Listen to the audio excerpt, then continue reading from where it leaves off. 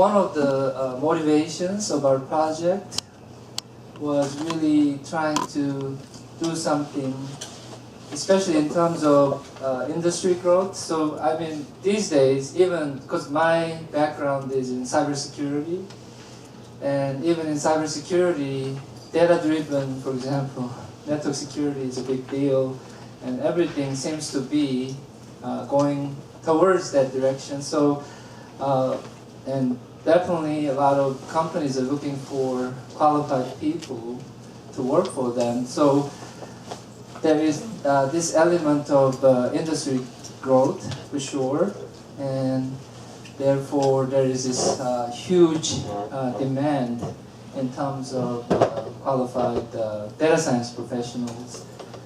And the problem, however, is that we are not really able to keep up with that kind of growth. And traditionally, I think we've been depending probably too much on computer science people, but we believe that there are a lot of people, non-computer science people, who could probably still do, I mean, practical things, not maybe too theoretical things in this field. So that's sort of where we saw an opportunity, and that's how we got started with the project in general.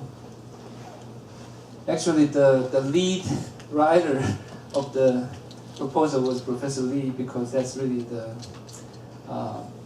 field he's working in. And because we're talking about data and numbers, so according to McKinsey Global Institute, this is a little old, I think, but I guess there is a shortage of 1.5 million people in industry.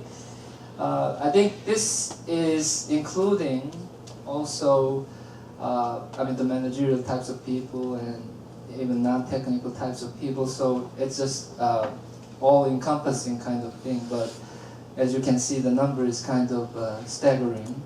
And so students sitting in this room right now, they should feel very good about what they're doing, because I mean, there are tons of opportunities out there. I know some of you are already in cybersecurity, so cybersecurity is another field. And I also feel that if you have, for example, another discipline in your background, like cybersecurity or business accounting, plus data science, then I think you will be really, like, I'm going to use the expression, if I butcher it, let me know, selling like a hot cake, right? Is that right? So, anyway. So, what we see at so-called iSchools, so iSchool stands for, I mean, Mike knows very well, Information School. So, I think I mean, this is sort of my definition, but maybe you can disagree, but I think we're sort of situated in between traditional computer science and maybe something like MIS.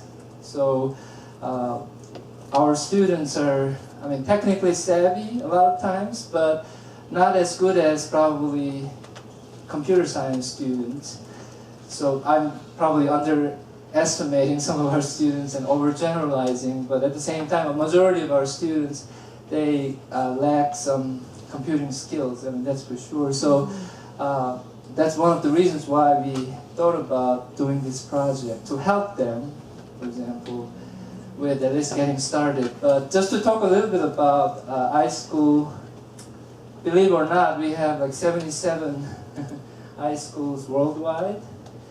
And one of them is actually, as you know, the College of Information Sciences and Technology at Penn State. So, so we're very proud of that. And typically what they do in these iSchools, I guess they're more practical about, you know, solving everyday real life problems rather than focusing more on theories and so on. So, so that's what iSchools usually focus on, more practical kind of problems and applied types of research rather than highly theoretical types of research. So the idea is use the technologies already developed to really solve any information related problem. So that's where that I guess comes from. Okay.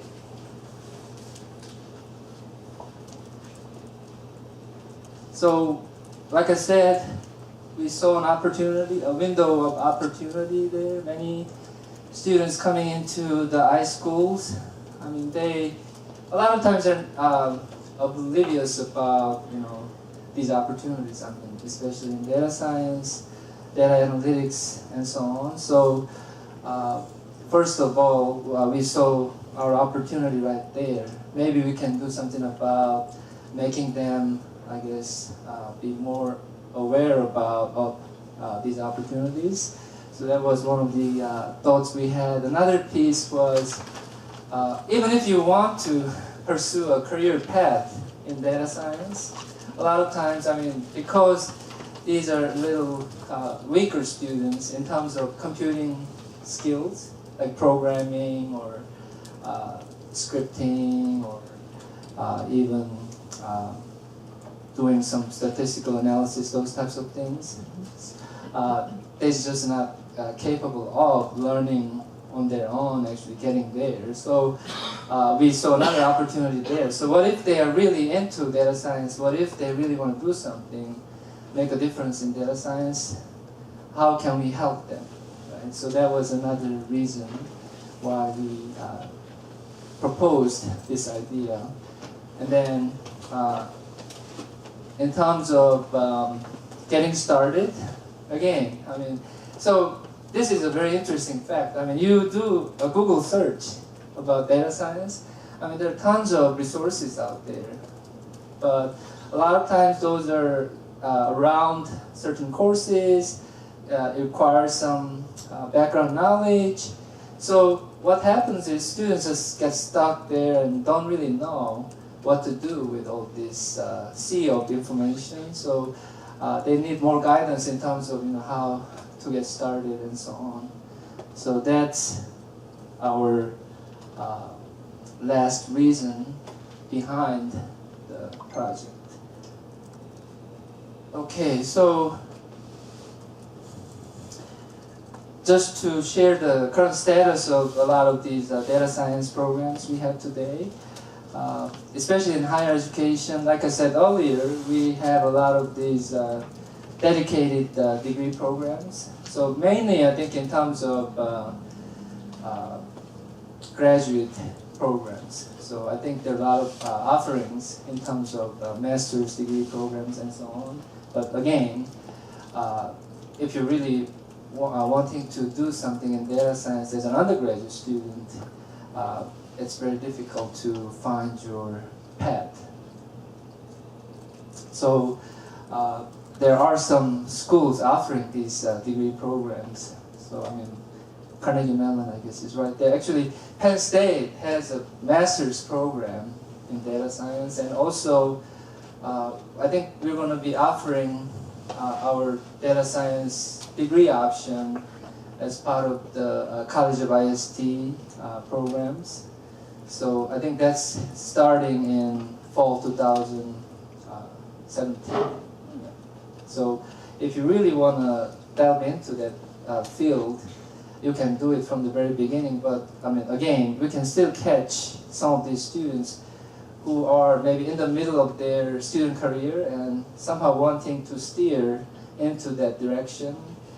There's still opportunities for us to help those types of students. This is another, yep. You need to add that I have a data science major starting in Sure, fall. yes. Starting in fall. Yeah. Yeah. So yeah, let us know, and I'll add that to the list. Yeah, definitely. So, so that's what's happening, and then online. I told you there are a lot of resources available online too. So including lynda.com or many opportunities available. Coursera. I mean, a lot of these sites available. But again, I mean, you just have an information overload. You get lost. So that's actually a problem. Do you have something to say? Well, recent study, 4 of the 5 top jobs. 4 of the 5 top jobs are related to exactly this field right now. Number 1 being data scientist, DevOps engineer, data engineer, analytics manager. The 5th one is tax manager. It used to be, I mean, this is a fact, I think, it was software engineering actually, and then cybersecurity was one of those, and then now I guess it's data science. But this is why we worked on this proposal. So there is also a story behind this, because we tried 3 times, we got rejected 2 times, we got the grant at our 3rd try. So I think persistence makes a difference. So we eventually got the grant and working very hard on it. So the title of the project is Building a Big Data Analytics Workforce in iSchools. But since we started the project, I think the scope is changing a little bit, because I mean, a lot of these other groups of students can also benefit from what we're doing here. Not just iSchool students. I mean, the focus was really iSchool students, but there are a lot of similar types of students out there who could benefit from what we're doing. So that's just a little bit of change we have in the project. So in terms of the goals, so we have 3 major goals because of the target audience I talked about earlier. So the first goal was introducing data science concepts. So a lot of these things I have here, it actually says big data, but I really want, I mean, since we started the project, we really wanted to broaden the scope a little bit and also include the concept of data science, because big data, I guess, is just a subfield, or data analytics is really a subfield of a data science field. So that's one of the reasons why we're changing the nomenclature a little bit.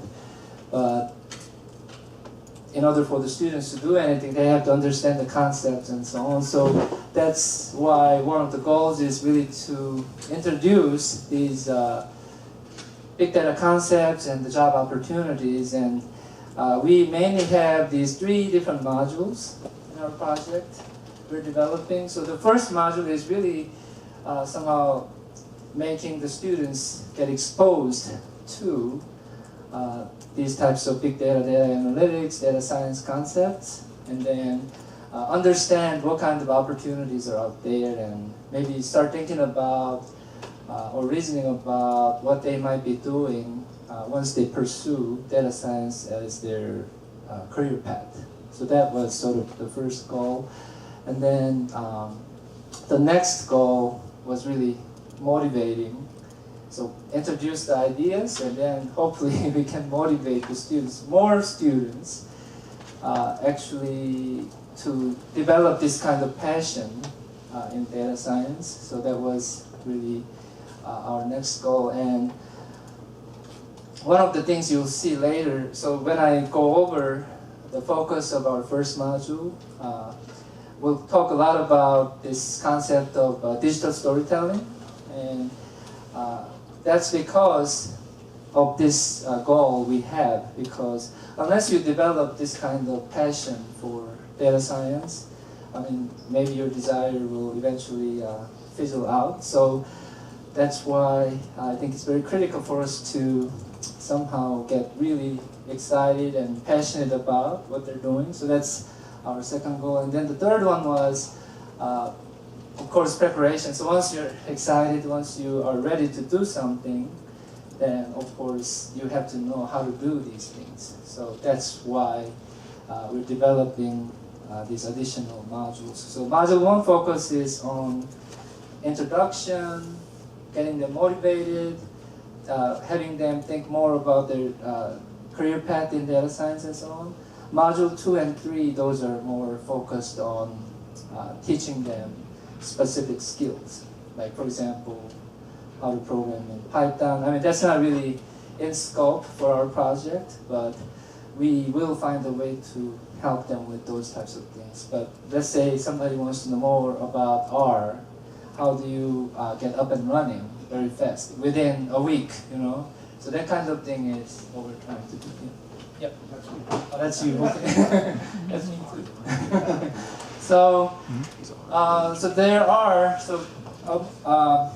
under these goals there are also objectives. So a lot of times we have these objectives to accomplish the goals. That's really the idea, I guess, behind our project. So one of the objectives, what I guess operationalizes the goals is really to develop these learning modules. Like I said, 3 different types of learning modules, and then so the second objective is really this workshop, pretty much. So once we develop these types of things, we'd like to really introduce what we've done to the faculty members so that they can go out there and teach the students. So that's actually our second objective, training the faculty. And then the final one is basically Professor Byun. So he's going to be assessing the effectiveness of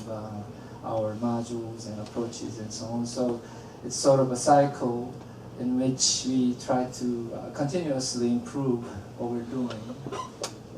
So just to tell you where we are at in terms of our project is that we're done with our first module, and then we're mostly done with our second module, and we just started working on the third module. So we're getting there, and in terms of the timeline, we're actually almost halfway. So we started in September 2015, so it's been a year and a half, almost like that. So we will continue to work on the project halfway by now, but potentially I think we may get an extension, so maybe it could be 4-year project. So that's sort of an idea. And in terms of the learning modules, so let me just introduce those learning modules a little bit, and we're going to delve into each of the learning modules a little more throughout the workshop. But the first module is really revolving around this idea of digital storytelling. So like I said, this afternoon we'll have a hands-on session regarding how to really teach students to tell their own stories digitally using this technique. And then second phase was, like I told you, second and the third phase, those were mainly for really preparing the students in terms of their skill sets so that they can really go out there and start doing something practical to solve a problem. So the phase 2 module, the theme is security analysis in the cloud. So one of the things we thought could work, especially in terms of motivating the students, was that if we have a problem students can relate to better, I mean, in a particular domain, we may be able to capture their attention more easily. So that's one of the reasons why we picked this domain, cybersecurity domain. So basically, in the second module, we're trying to expose the students to some of the latest tools in terms of data science, and then let them go through the process of solving a problem, especially in network security. But we have all the materials students can use to actually solve these challenging network security problems. So in this case, what we're focusing on is really intrusion detection kind of problem. So that's what you'll get to see later.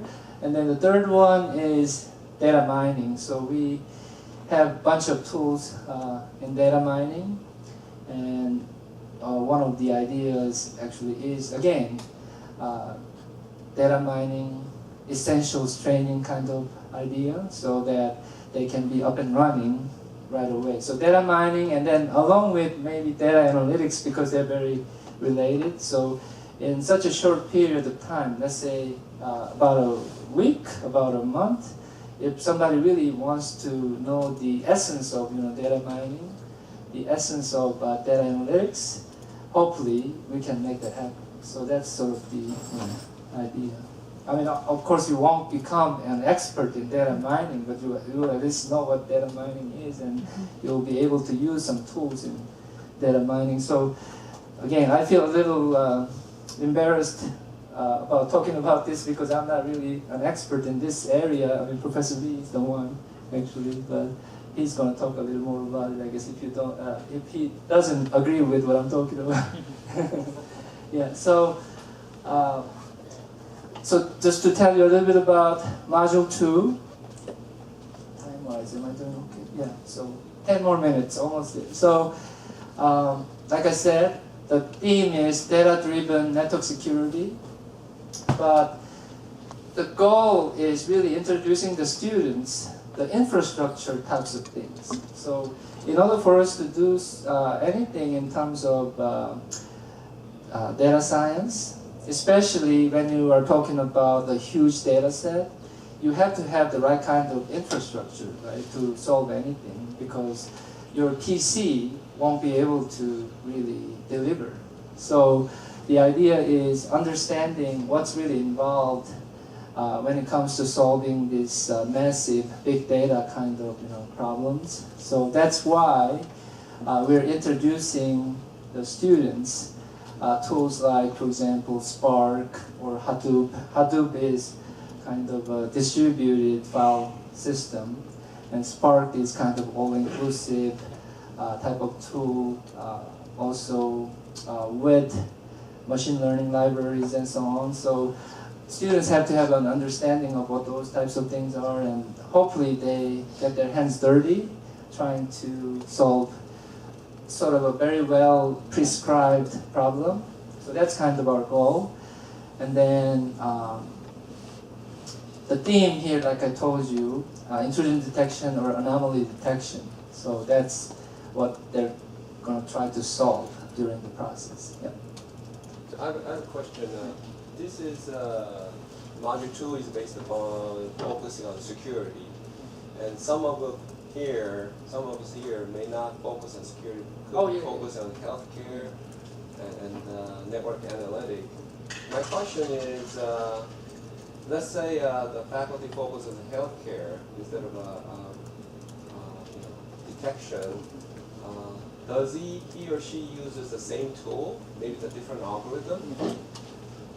Very good question. So the only reason why we're using the theme network security here is just to have a problem students can relate to. So, and I happen to be a guy who's specializing in cybersecurity research. So that's what I feel very comfortable with. That's one of the reasons why I picked this topic. But at the same time, the tools are pretty much identical. So for example, I mean, Spark or Hadoop, I mean, that's all-purpose type of thing. So I don't think it really matters what discipline you're talking about, and it's very easy to convert some of these things into something you want. And at the same time, I mean, it wouldn't hurt for the students to try to solve network security problems in this kind of setting either. So I think in any case, it's all probably fine. Yeah. Any additional questions on that? Okay, good. Yeah. So again, the goal is to introduce the tools in this case, and in a very interesting setting. So that's why we picked network security problem. And Module 3 is really, like you said, focusing on data mining. So Cynthia may be very interested in this one, data analytics. So again, we're going to heavily depend on Professor Lee just to give us some inspirations, especially when we're developing these. Luckily, I recruited some people to help with this too, so it's going to be a very nice team, and some of them are going to talk about what we're doing at the moment later during the workshop. But as you can see, one of the things we're going to focus on is some of these foundational skills, like programming, like Python. I mean, a lot of our students, high school students, they already take a course in Python. So, I mean, for them, this is probably not that bad. But in some cases, they may not know what Python is. And this is where we can also get some help from Professor Lee, because he's developed some learning modules teaching Python for his summer camps, and he's going to talk about that later today. But they have to have some of these foundational skills like programming and also Unix, Linux, virtualization, and so on. But once again, the point is to allow them to be able to be up and running very quickly by developing some very intuitive learning modules. And they don't really have to worry about this too much, hopefully, when they pursue more advanced topics. So the next one is more data mining specific. So one of the things we're going to focus on is languages like R, becoming very popular, and another one, I think this is not probably the one we use too much in computer science or data science or information science, but I know out there in industry or in business, I think they use tools like RapidMiner, those types of things. So we're going to be both practical and also a little more theoretical, but well, this is another thing we're thinking about. And then another big piece is visualization. So this tool, Tableau, is really powerful. So we're going to develop some modules to teach Tableau to the students. And then finally, we talked about this massive data sets and inability to process that kind of thing using our everyday home PC. So that's why we have this module on supercomputing. So luckily, in academia, some of these tools are available for free. So we're going to be teaching some of the skills, especially on how to use the supercomputing resources out there. So that's the last piece. So we have a lot of work to do. Yeah, but some of these have been done. So we're almost there. And one of the strategies, 3 minutes, almost there. One of the strategies we're using is this idea of bite-sized learning modules. So that you can just sprinkle them into your courses whenever you see those fit. So we are going to create these modules only designed for maybe 1 week to probably 3 weeks, so that you don't really have to be bound by the restrictions in the classes you're teaching.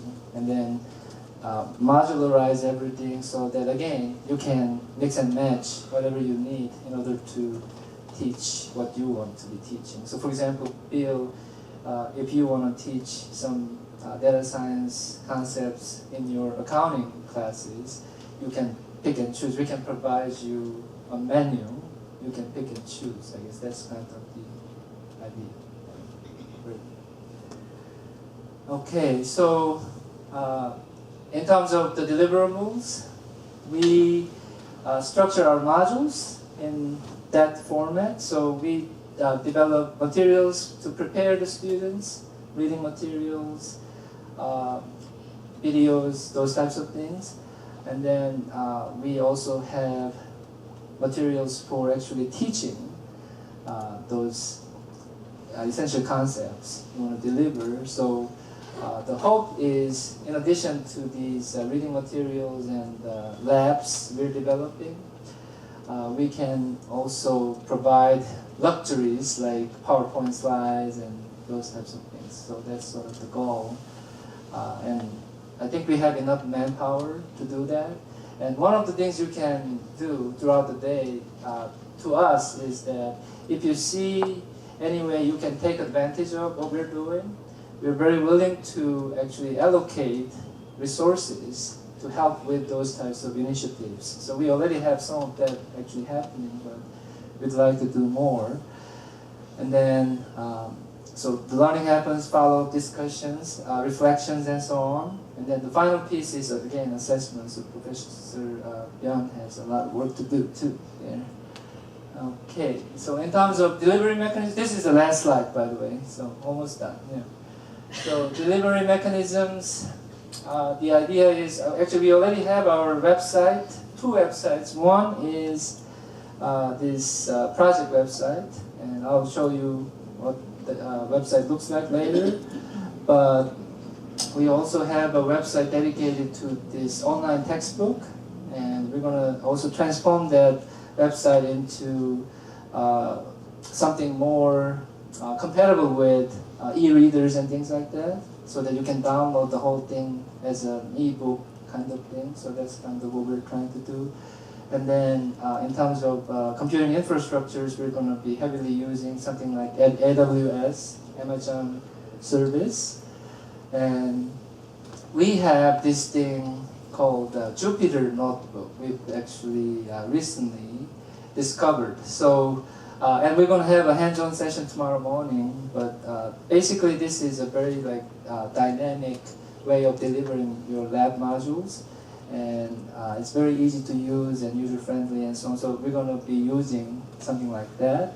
And then we're going to put everything, hopefully, in the cloud. So we have a relationship, very good relationship with IBM. So actually, it doesn't matter whether you have a very good relationship with IBM or not, because they offer this to anybody who wants to teach, pretty much all the educational institutions. But we'd like to put our labs in IBM Bluemix environment, and then especially in terms of infrastructure-related labs. So in between Amazon and IBM Bluemix, I guess you don't really have to have any computing resources of your own, because it's all out there up and running. And our project actually has money allocated to buy time on Amazon in this case, so we'll be using that portion of our budget to deliver some of these modules. So that's it.